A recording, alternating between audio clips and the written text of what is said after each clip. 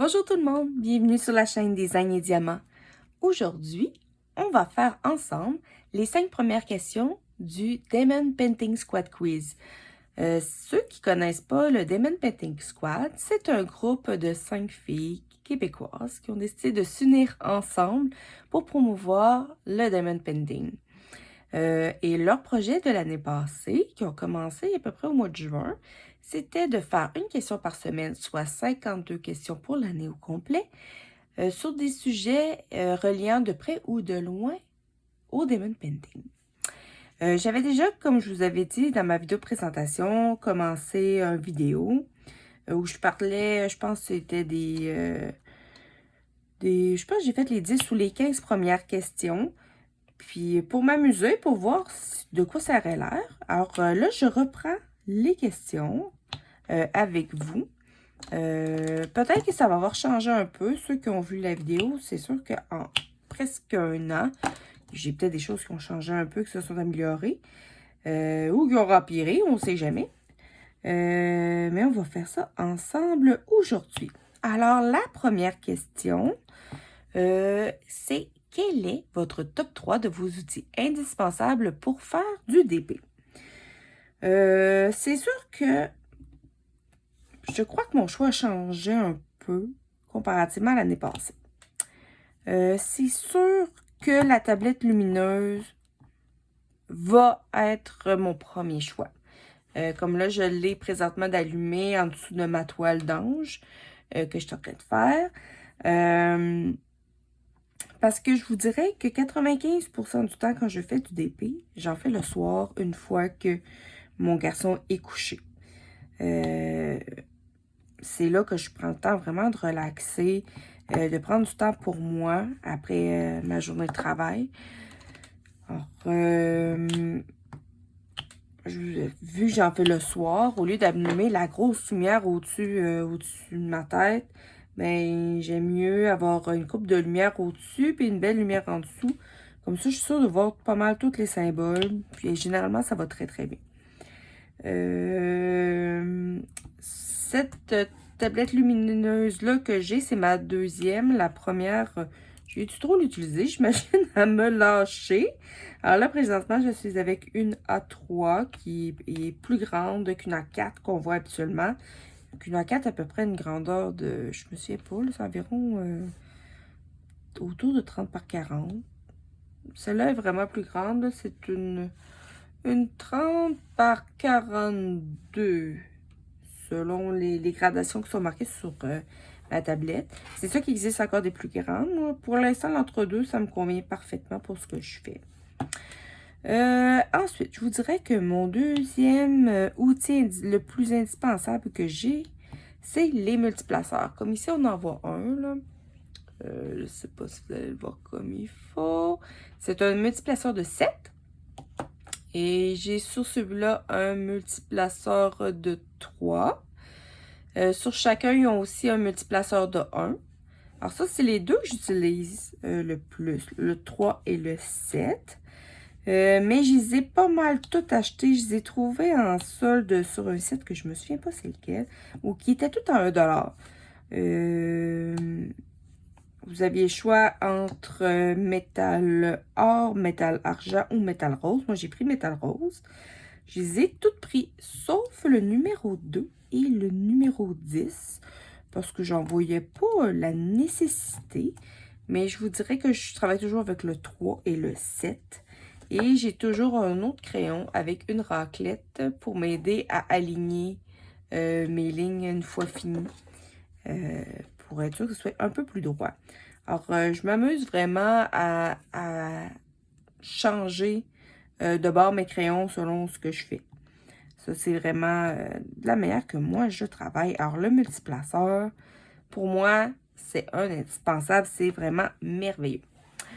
Ensuite, mon troisième, je pense que c'est mon troisième qui a changé. Je me souviens pas c'est quoi que j'avais mis. À vrai dire, je peux retourner pour ma vidéo. Mais je vous dirais que mon autre indispensable, c'est le papier parchemin. Parce que moi, je déteste travailler avec la feuille de plastique par-dessus les toiles en colle coulé ou la feuille de papier blanc avec pour les toiles en colle double face. Je déteste ça. Parce que moi, souvent, je fais des carrés sur mon papier parchemin. Puis je m'amuse à faire des carreaux un peu au hasard. J'ai jamais la même technique pour faire mes toiles. J'aime ça changer la routine, puis faire ça un petit peu différent. Alors j'aime beaucoup les papiers parchemin parce que je suis capable d'écrire avec un crayon de plomb dessus. Alors c'est pour ça que je préfère de loin utiliser le papier parchemin. Là présentement, j'ai pas de papier parchemin. Là présentement, je suis en train de tester des feuilles de remplacement comme ça que j'ai acheté sur quel site donc? Je m'en souviens plus. J'ai un blanc. Mais on en trouve un peu partout. Moi, je les ai payés, je pense que c'était 1,25 chaque. Il y avait 6 ou 8 feuilles, je pense, par paquet. Alors là, je suis en train de tester ces feuilles-là que je peux déplacer à ma guise. Vraiment, ça s'enlève facilement. Donc, ça m'évite de gaspiller du papier parchemin, mais je ne sais pas si ça va devenir ma nouvelle technique préférée ou pas. Alors, c'est pour ça que je vous dirais papier parchemin slash feuille de remplacement. C'est vraiment, présentement, mes top 3 pour faire du DP. J'ai pas de plateau encore personnalisé que l'on peut acheter. Pas parce que j'en veux pas. C'est juste que pour l'instant, je me débrouille avec ce que j'ai. Un jour, je vais m'en acheter. Mais je suis pas de genre à dépenser pour rien. J'essaie de faire des achats un peu plus intelligents. J'ai acheté une coupe de crayons, oui, parce que vraiment, les petits crayons roses, ça fait l'affaire au début. Mais sinon, c'est un peu bof. Mais présentement, j'en ai 3 crayons. Puis, je pense pas en avoir... je comprends ceux qui en ont des dizaines et des dizaines parce qu'ils sont vraiment beaux. On peut vraiment trouver des beaux modèles. Mais, personnellement, pour l'instant, je ne vois pas la nécessité pour moi d'en avoir autant. Pour l'instant, j'en ai 3, puis c'est bien correct comme ça. Ma deuxième question. Combien de temps passes-tu par semaine à faire du DP? Je dirais qu'en moyenne, je fais entre 1 et 2 heures de DP par jour. Une fois que comme je vous ai dit quelques temps avant, une fois que mon garçon est couché. Alors, j'en fais habituellement de 9h30 à 11h30. Mais c'est souvent, ça va dépendre souvent plutôt de mon carreau, où est-ce que je suis rendue à le faire, je suis avancée, pas avancée. Alors, des fois, je peux finir avant, comme des fois, je peux finir après. La fin de semaine, je vais en faire un peu plus. Mais encore le soir, c'est juste que là, je me couche encore plus tard. Mais il y a toujours à peu près une journée par semaine où on dirait que le sommeil me rattrape. Et puis là, que mon corps me dit... Amir, reste donc couché ce soir. Va donc te coucher, fais donc pas de DP. Ça m'arrive. Puis c'est souvent le vendredi soir, une fois que ma semaine de travail est finie. Ça m'arrive très, très, très régulièrement. Je me dis, ouf, non, pas ce soir. Je me reprendrai une autre journée à la place. Comme je vous ai dit, j'en fais rarement à d'autres parties de la journée. Soit parce que je travaille ou parce qu'il y a quand même les tâches de la vie quotidienne aussi à faire. C'est pas mal juste le soir. La fin de semaine, des fois, je vais en faire de bonne heure. Ça m'est arrivé aussi d'en faire le matin. Mais c'est vraiment plus le soir que je fais du diamond painting. Donc, je dirais 6 à 2 heures par jour. 6 jours par semaine, comme je disais, parce qu'il y a une journée que je finis toujours par être fatiguée. Ben, ça fait environ une douzaine d'heures, de 12 à 15 heures par semaine, je vous dirais que j'en fais. Et je suis pas la plus rapide, mais je suis pas la plus lente non plus. Alors c'est ça. pour cette question-là. Ensuite, montre-nous une de vos toiles préférées complétées. Je vais vous mettre l'image directement dans la vidéo. Je vous déplacerai pas pour rien parce que, en fait, quand j'ai deux images, deux toiles complétées qui sont pas mal ex-aequo dans mon cœur. J'ai premièrement celle-là, qui est ma face du tigre que j'ai acheté sur le site Chopany Deals, qui est une 85 par 45. Ouais, 85 par 45 en diamant rond. J'ai vraiment eu le coup de cœur pour cette toile. Vraiment, parce qu'on voit le tigre de vraiment, vraiment près. Et je me suis rendu compte que ça, c'est une des choses que moi, j'aime faire. Des images de très près. Je trouve que le rendu est encore plus réaliste. Que souvent, une toile, quand c'est des grandes toiles, on s'y perd un peu après ça dans les détails. On est comme déçu parce qu'on les détails, ils ressortent pas assez.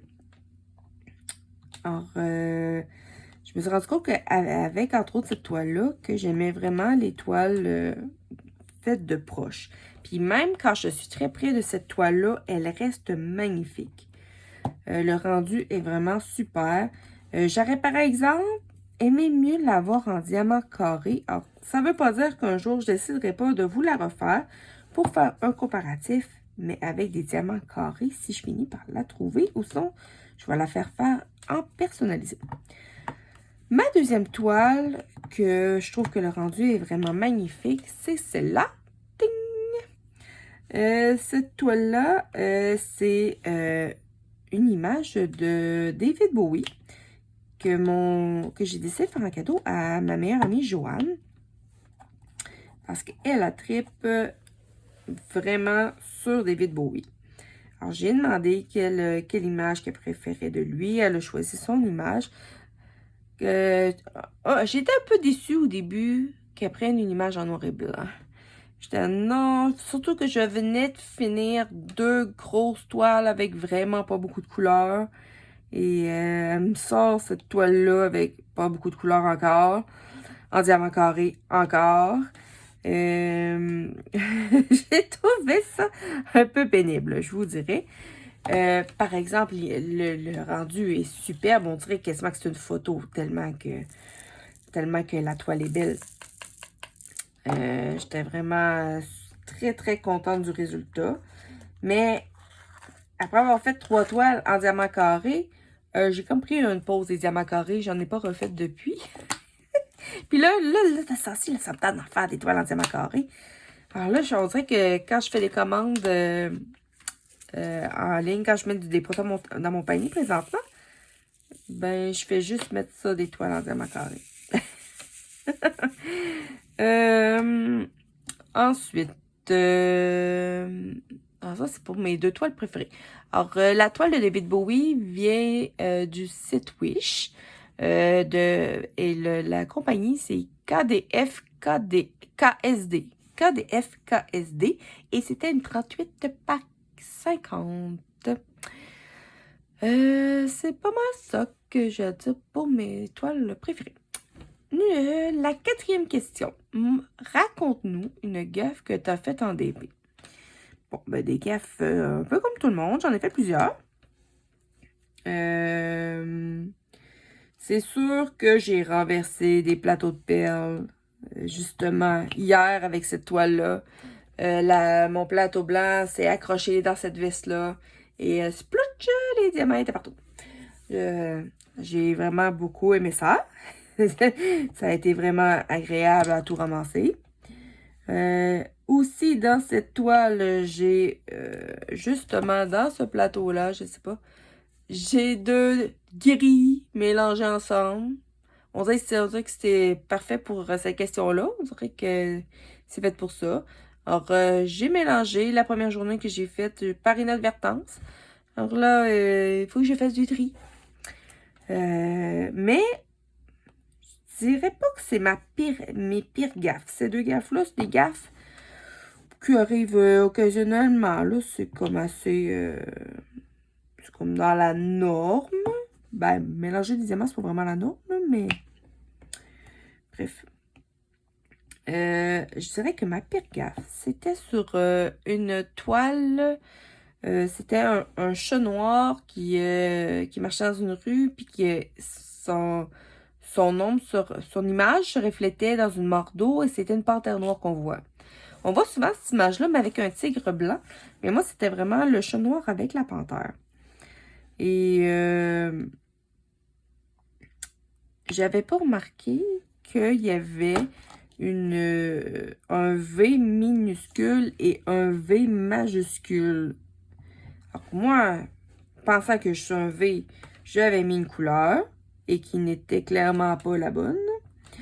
Je trouve. Puis à un moment donné, j'étais rendue à. J'avais fait presque le tiers de la toile. Puis là, j'ai regardé ma toile, j'ai. C'est même bizarre qu'il ait mis du mauve à cette place-là. Puis là, c'est là que je me suis rendu compte. J'ai dit, ah, ben, Colin, il y a 2 V. Alors, il a fallu tout que j'enlève les perles pour remettre les bonnes. Ça a été un aria de faire ça. Depuis, à chaque fois que j'ai une toile, je vérifie s'il y a 2 symboles pareils. Ou 2 symboles qui se ressemblent pour pas refaire la même gaffe.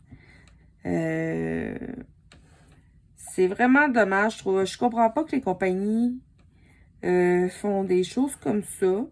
Il existe tellement de symboles que je peux pas croire qu'ils prennent 2 symboles qui se ressemblent autant pour faire pour mettre sur une toile. C'est vraiment niaiseux. Je trouve ça vraiment très très niaiseux. Alors, c'est vraiment ma pire gaffe que j'ai faite. Ben, mes pires gaffes, vu que je vous en ai quand même dit 2 autres avant. Ensuite, question numéro 5, la dernière question pour aujourd'hui. Alors, c'est raconte-nous ta pire expérience vécue avec un vendeur. J'ai pas eu tant de mauvaises expériences. J'ai été relativement chanceuse. J'ai 2 petites anecdotes, par contre, que je vais vous dire. Mais, comme je vous dis, c'est pas rien de majeur. La première, c'est avec une compagnie du Québec dont je vais taire le nom. Parce que cette personne-là, présentement, est encore en affaires. Et je veux quand même pas y porter préjudice.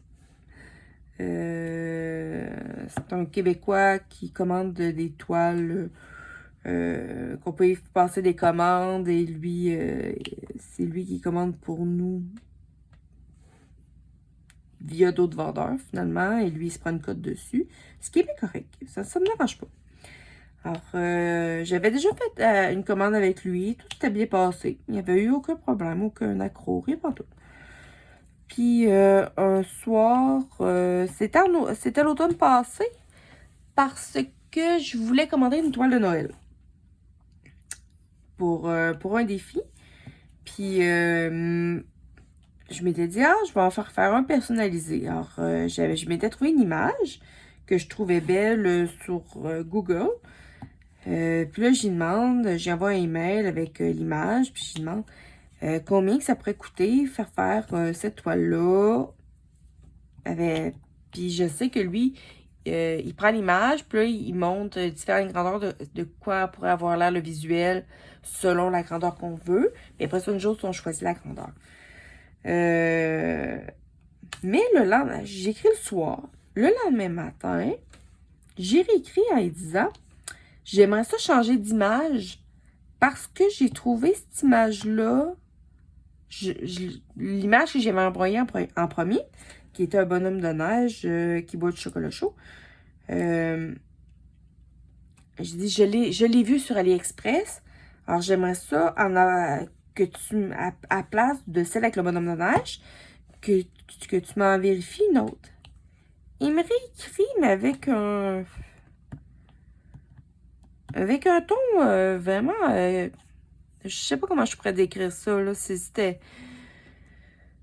j'avais senti que je faisais perdre son temps. Ben, c'est vraiment ce qu'il m'avait écrit finalement. Il dit, moi, me faire perdre mon temps à faire des images alors que que t'es pas décidé. J'ai fait comme, ben, il était vraiment, là, tu sais, c'était avec vraiment un ton un peu méchant. Puis du coup, je fais comme, ben là, je l'ai pas fait chercher. Je demande tout de suite, là, c'était le lendemain matin, d'oublier cette image-là pour en faire une autre. Puis là, j'ai fait comme, bon, ben, ok, c'est bon. J'ai même pas réécrit, je pense. Ou j'ai peut-être dit, gars, de laisser faire. Gars. Ça me tentait même pas de commencer à m'astiner. Moi, je déteste la chicane. Je déteste ça pour mourir. Je m'enfuis dès que source de conflit. J'ai fait comme, gars, tu veux pas me le faire? Gars, pas plus grave que ça, là, il y a d'autres places qui vont me le faire. Gars. Puis en plus, dans mon message, je m'étais excusée. J'ai dit, gars, finalement, mais j'aurais juste pas dû écrire que je l'avais trouvé ailleurs. À moins cher. Ça, c'est sûrement ça qu'il n'a pas apprécié. Mais, tu sais, il y aurait... C'est parce qu'il a quand même perdu une vente. Mais bref. Sinon, j'en ai une autre qui a quand même... Celle-là, elle a bien fini quand même. J'avais le garçon de mon amie Joanne. Joanne va souvent revenir, je vous avertis, dans mes conversations parce que c'est ma meilleure amie et elle est souvent dans tout ce qui m'entoure. Alors, vous allez entendre souvent parler de mon amie Joanne. Mon amie Joanne, elle a 2 garçons. Et j'avais dit à chacun aux 2 garçons que je leur ferais des toiles de Diamond Painting pour leur fête, qu'il fallait que je choisisse les images qu'ils voulaient. Puis moi, ça allait me faire plaisir. J'allais leur faire pour eux autres, pour leur fête. Pour leur fête. Et alors, l'un de ces garçons choisit justement la toile que je parlais tantôt, le chat noir dont son image reflétait une panthère. Je choisis cette toile-là. Je la trouve... je trouve la toile sur AliExpress. Je fais la demande au vendeur. J'ai fait la demande le 10 janvier 2020. Le vendeur s'appelle, je ne sais pas, je prononce comme il faut, To All Up Dropshipping. Je vais vous le marquer en bas parce que c'est un peu dur à prononcer. Alors, je commande la compagnie. Puis, je l'oublie un peu parce que entre-temps, je reçois la toile de l'autre garçon de mon ami. Alors, je commence à la faire. J'avais comme oublié un peu cette toile-là. Rendu au mois de mai, une journée de fin de semaine, ça me semble que c'est un samedi ou un dimanche, peu importe. Je me rends compte que, hey, j'ai pas eu ma toile. Alors là, je m'en vais sur le site. Puis, honnêtement, je me souviens pas s'il était marqué qu'il avait été shippé, pas shippé. Je m'en souviens pas. Mais là, j'ai fait, là, ça n'a pas de bon sens. J'ai payé, c'était quand même une vingtaine de piastres pour la toile parce que c'était une grande toile. C'était une 40 par 60, me semble. Ou quelque chose comme ça. Puis là, j'ai dit, là, ça n'a pas de bon sens. Là, je veux avoir mon argent s'ils sont pas capables de me livrer. Alors, je fais une demande de litige. Tout de suite, je reçois tout de suite un message, quelqu'un qui me répond de AliExpress. Puis là, j'explique mon histoire, que j'avais commandé cette toile-là au mois de janvier, que j'ai pas eu de nouvelles, je l'ai pas encore eu, puis que j'aimerais ça l'avoir. J'ai dit, si possible, j'aimerais ça l'avoir parce que c'est pour un cadeau. Finalement, il contacte le vendeur. D'après moi, ma commande était passée dans une craque. Parce que finalement, ils ont fini par me livrer, je vous dirais 3 semaines après, je l'avais ma toile. Alors que j'étais super contente. Quoi? Excusez-moi, c'est un de mes chats qui décide de venir me jaser ça. Finalement, j'ai réussi à avoir ma toile et j'ai pu la faire pour l'offrir en cadeau. Mais j'ai quand même attendu plus de 5 mois pour avoir ma toile. Ce qui est excessif. C'est vraiment excessif. Mais je l'ai faite assez bien passée à part l'histoire des diamants que j'ai mélangés à cause des 2 symboles. Mais je dis pas que je ne recommande pas ce vendeur. Comme je vous dis, moi je pense que j'ai plus passé dans une craque. C'est-tu ça, c'est-tu pas ça? Il y a à peu près juste eux autres qui le savent. Moi, rendu là, je m'empêcherai pas présentement de recommander chez ce vendeur-là, même si ça a pris du temps. C'est juste que si je recommence chez ce vendeur-là, ben je vais peut-être être un peu plus attentive à ma livraison et m'arranger pour l'avoir plus tôt que ça. Mais je sais qu'il y a des compagnies, j'ai entendu des histoires comme quoi que des fois c'est vraiment, mais vraiment long. Donc, chaque compagnie est différente, comme on dit. Ils ont tous leur délai et leur manière de travailler différente. Alors, j'espère que vous avez aimé ça, m'entendre parler de ces questions-là. Comme je vous ai dit, les filles du Diamond Painting Squad ont fait 52 questions. Donc, on a 5 de faites. Il va rester les autres qui vont suivre dans les prochaines vidéos à coup de 5 questions de la fois. Alors, j'espère que vous avez aimé ça. Puis j'espère qu'on va pouvoir se reparler très bientôt. Alors, je vous dis bye bye! Salut tout le monde!